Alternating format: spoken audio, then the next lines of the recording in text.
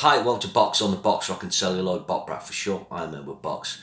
So following on from my ranking of the James Bond pre-credit sequence I'm going to rank the title sequences. So the title sequences really are a massive part of Bond and often get parodied in films like Deadpool or Austin Powers.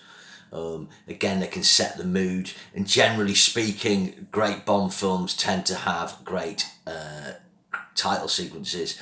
The not so good ones can maybe not have them, and sometimes the song can play a big part in how we feel about the mood of this. When it comes together with a great song, a great film, and a great title sequences, it all adds to the Bond experience to me, and it's something I always really look forward to, and that's what I love about Bonds: going in, the gun barrel, the pre-credit sequence, the title sequence, and then usually it opening back up into the first scene. It's just all part of that kind of unique cinematic experience. Okay, so without further ado, let's get into this. So the first one is from a film I actually really enjoyed, but I feel this is my weakest of all of them, and it's Octopussy. So there's a kind of shift in Maurice Binder's stylings as they go into the 80s. For Your Eyes Only, he's still kind of touching base with what he did in the Roger Moore films, Spy Love Me, Moonraker. But he starts to use more kind of colour photography of actual people and kind of cheesy kind of 80s digital graphics. It just pop up a bit in the Moonraker credits as well. But the problem with Octopussy is, All Time High is a song that's grown on me.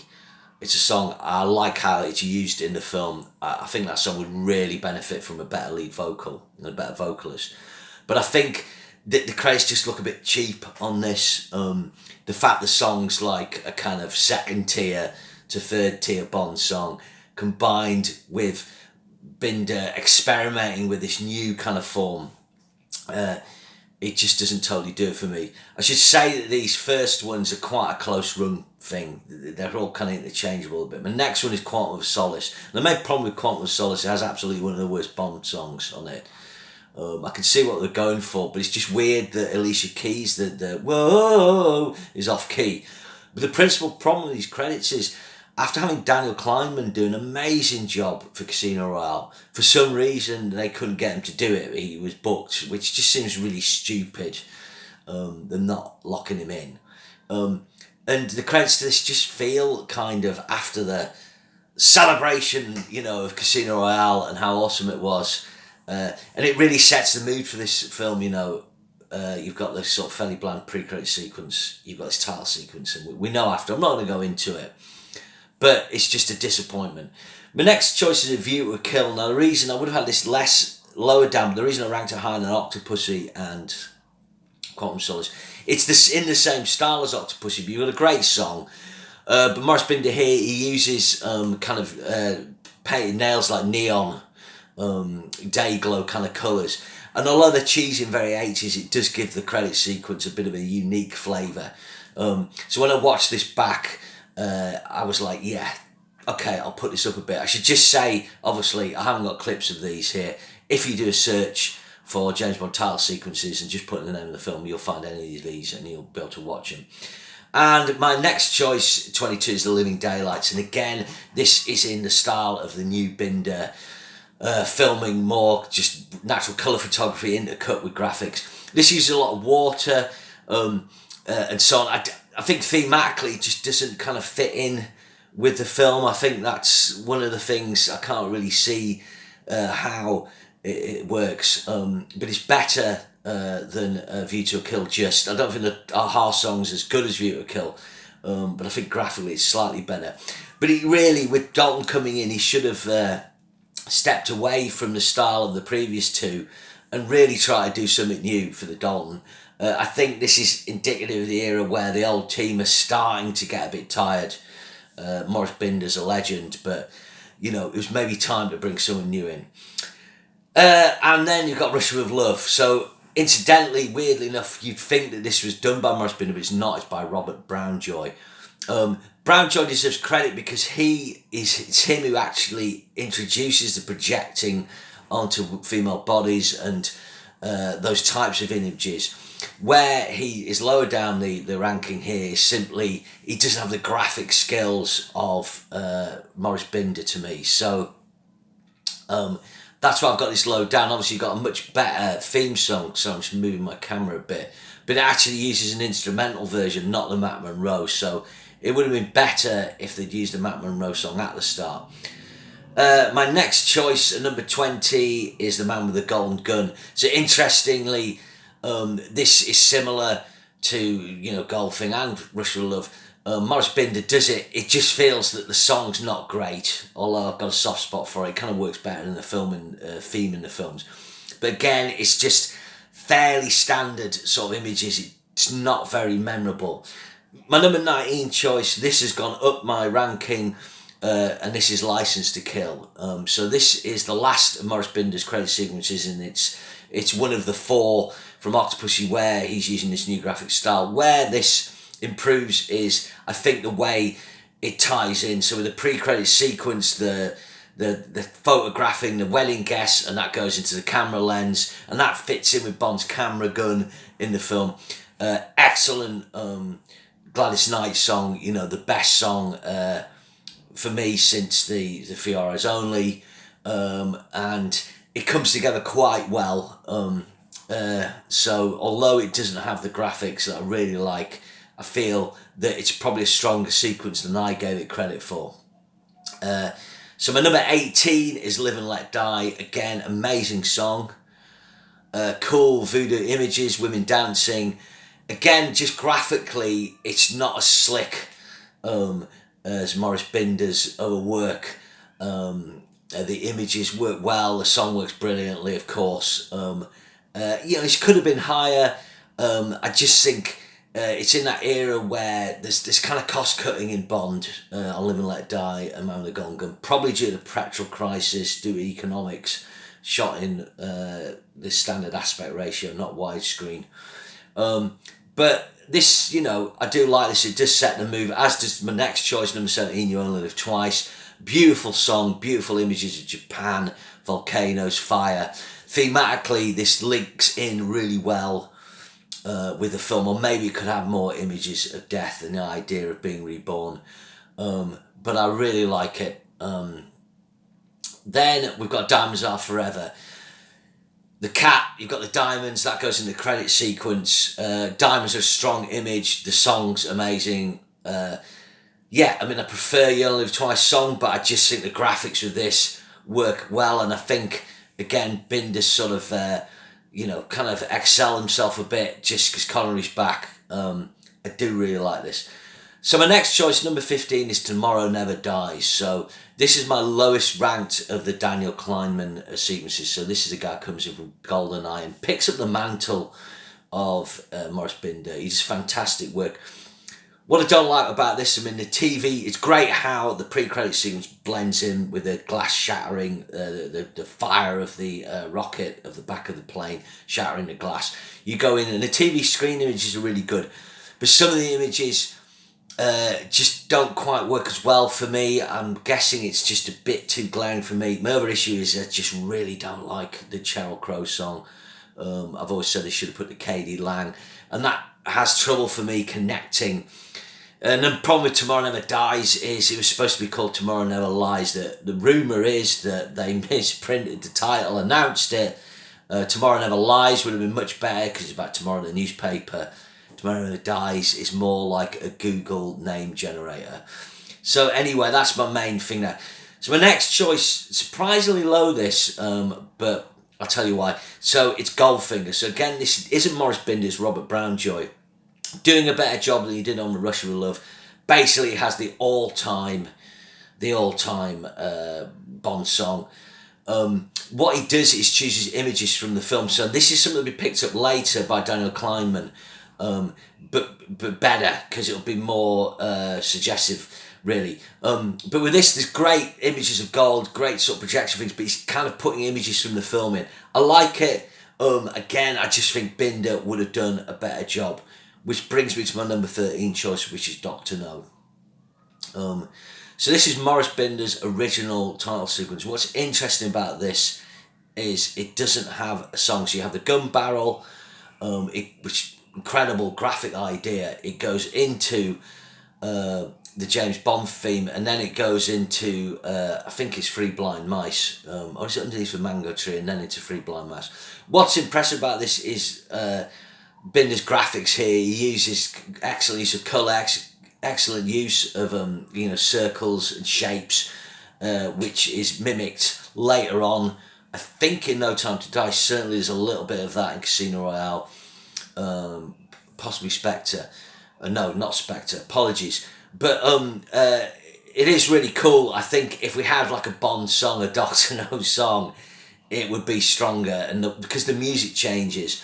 But it is a brilliant exercise in kind of graphic imagery of its time, to rival Saul Bass, who had always been a master of credits, title sequences.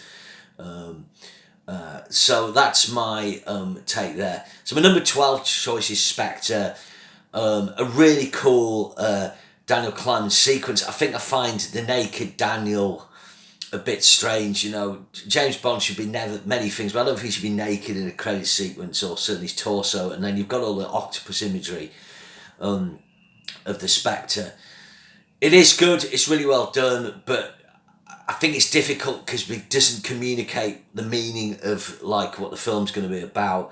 I think that's really saying Spectre maybe wasn't sure what it was about. It was trying to be all things. But obviously the Sam Smith song lets it down profoundly, one of the worst James Bond songs ever. My next choice is No Time to Die. Again, we'll start with the Billie Eilish song. It did grow on me. I didn't like it at first. I sort of didn't like the Oscars. I'll kind of give it a 6 out of 10. I think the problem with this credit sequence is it just feels like it hasn't got anything unique to bring to the table. It feels like it's bringing up images used in the past. It feels, the Union Jack imagery and so on.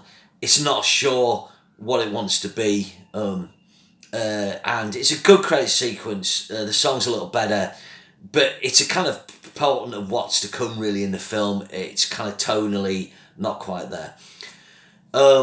My next choice is number 10, Moonraker. Now, I like the Moonraker song, Shirley Bassey, but as time goes on, it's not one of the better ones. I think this was basically a rerun of the Spiral of Me credit sequence. If it ain't broke, don't fix it. But I think the Moonraker little graphic thing is a premonition of what's to come when Binder will start using cheesy graphics from Octopussy onwards.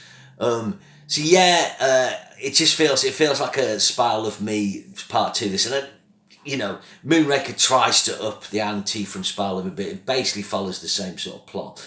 My next choice is number 9. This is one of Binder's great graphic sequences of the 1960s. It's weird, you think I'd have his 1960s ones higher, but he sort of needs the technology really to really perfect his art. But I do love Thunderball, and this is my choice. It's great how he uses water. I think the Tom Jones song is really good. It's trying to do Goldfinger the song, and it's not as good, but it really benefits from Binder's graphics, and it kind of ups it. If only Goldfinger could have had this credit sequence. Although Goldfinger is really good, maybe that should have been higher. But the use of the water, it just ties in perfectly with what the film's going to look like. There's great synergy here, and it uses the water at the start and blends in, and that's going to be a key sort of feature going forward, where they use the final scene of the pre-credit sequence and it will segue into the title credits. Really good. My next choice is For Your Eyes Only. So this could have been a sort of Spiral of Me light, but I think putting Sheena Easton into the credit sequence is a really bold move. It's in the era of MTV. The pop videos really coming to the fore. Remember, MTV's just started when this film came out, I think. Sheena Easton's a hugely popular singer, although she's not remembered now. But I do really like this song. It's definitely the best musical aspect of the film. I don't like the Bill Conti score. But putting her in the credits, it's a bold move. And although it dates it, I do like it. I do like the song. I like the way they use her. I like the way it uses the images and themes from the film. Others may disagree with that, but I do like it. My next choice is The World Is Not Enough. Not a film I'm massive on, but I do like David Arnold's score. Although the Garbage song isn't great, and it can suffer a bit from trying too hard to be a Bond song, you know, having those down, down, down, down, Austin Powers guitars. I mean, by that point, that was sounding a bit cheesy. It has really good colour scheme. I love the greens and the blues. I really like the use of oil. I love the way Brosnan drops into the from the pre-credit sequence into the title sequence, and it does a really good job of, you know, using the themes of the film. I really like it. So, surprisingly enough, my number 6 choice is Die Another Day, a credit sequence I think that deserves credit. Obviously, for many people, the worst James Bond film ever made. My second worst, you know, and I want to put in the title of crap James Bonds. You know, James Bond I don't really need to watch again, although I probably will end up. But I really like the way Brosnan, James Bond's characters, capture and torture is using the credit sequences. I think this is really interesting. So he's using exposition within the title credits to show what's happened to Bond, and of course at the end of the sequence there'll be the trade-off where he's traded for another agent. Really good, the use of scorpions, imagery, the poison, to possibly make Bond confess. Obviously you get sodium penthanol, which causes brain damage. You always get that in films, sodium penthanol, but you'll be brain damage, and you'll tell the truth. So maybe they're using the scorpions to do that, so they don't actually want to mangle Bond because he's such a prized asset. I just think it's really good. I mean, people knock the Madonna song. It's weird. The Madonna song's not good, but I've never disliked it quite as much as some other songs. I quite like the lyrics. And the sort of jagged nature of it. But anyway, I do like that credit sequence. And then number 5, I think these are the peaches. I think these are your credit sequences where you've got them tying in perfectly with the film, and you've got a quality film, you've got a quality song, it all comes together. So my number 5 choice is Skyfall. What I love about this is, again, Bond drops perfectly into the title sequence. Although I don't think the Adele song's, you know, the greatest Bond song ever, you know, because they're all over Adele at that time. It is good. It's the best or second best song of the Craig era. And this tells the story of Skyfall, but in a much better way than the Goldfinger did. It's not showing images from film. Daniel Kleinman is graphically communicating that. Just say Kleinman's on a real run here, isn't he? He's had number 7, 6, and now he's got number 5. So I really like this. Just really good, perfect synergy of song, mood, and images from the film. We go through the graveyard, the church where it'll all end. Brilliant. So my number 4 choice is Casino Royale. Again, quite bold what Kleinman did here, sort of putting Craig in a sequence, introducing him. The cards, the use of card motifs, gambling motifs, and then excellent, like the 00, you know, confirmed. Again, a little bit of exposition, and of course the really good Chris Cornell song that really is a fan favourite, I think. I mean, I don't quite love it as much as other people. The chorus is great. The Bond producers took a bold move there, and instead of going with a popular artist, they went with a singer that they thought could do a great rock vocal. Chris Cornell was known to rock fans, but not to the wider world. But I remember this song, as the film took off, this song took off and did very well eventually. So, you know, there's maybe a lesson there for the Bond producers. You know, don't go for people like Sam Smith or Billie Eilish. Just pick something that works. Really good. Number 3, this just blew us away at the time. You know, after he'd been away for 6 years, GoldenEye, Daniel Kleinman. We were wondering what they would do with the Bond titles, what would the new guy do, and he just knocked it out of the park with brilliant images of the collapsing of the Cold War. Basically, this whole credit sequence is showing how it's changed, and you've got the brilliant bit where he flies off, boom, boom, boom, boom. Excellent song, GoldenEye, although the long version's better. I just really like it, and what was great about it, it kept the original font as well, you know, those font they've always used for Bond.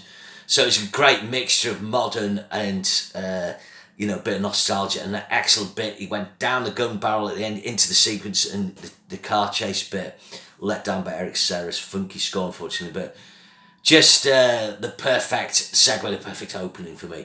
My number 2 choice, this was close to being one, but not quite. It's On Her Majesty's Secret Service.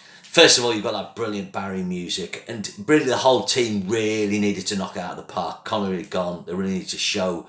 And Maurice Binder, he's able to bring all his graphic knowledge in. And what I like about this is like how it kind of ties back to those pure shapes from Doctor No, and then everything he's been doing with projection and so on. And it really cleverly just uses choice images from the film, from the previous films, to show this is in continuum. But what I love is the graphics, the way it uses that kind of crest image, the martini glass, the Union Jack, the sand ticking down because they'll run out of time, Trace will die. It's putting in, ideas from the film. Just absolutely brilliant. One of the great achievements in synthesis of sound and image. And of course the Bond films really do influence pop music videos with this. So my number one choice is The Spy Love Me. This comes at a time, again, when Bond needs to knock it out of the park.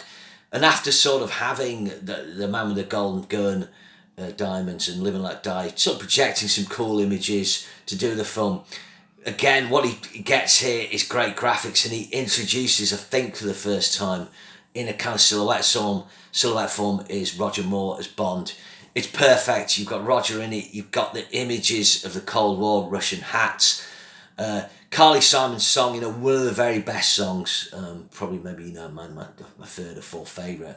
It works perfectly. That motif intro, it's just brilliant. And Maurice Binder really never really topped this. He kind of copied it. I mean, Moonraker and Fiara's only to a certain extent, but this is just beautiful. And it's right that Morris should have the top two. As great as Daniel Kleinman's been, he's benefited from computer technology, he's benefited from what he can do with CGI. Maurice Binder did all this analog, and on Majesty's Secret Service, The Spy Love Me are just testaments to the greatness of his art. Okay, so there's my favourite Bond title sequences. Put yours down in the comments. Not that people comment a lot. And remember, share and subscribe. Thanks very much.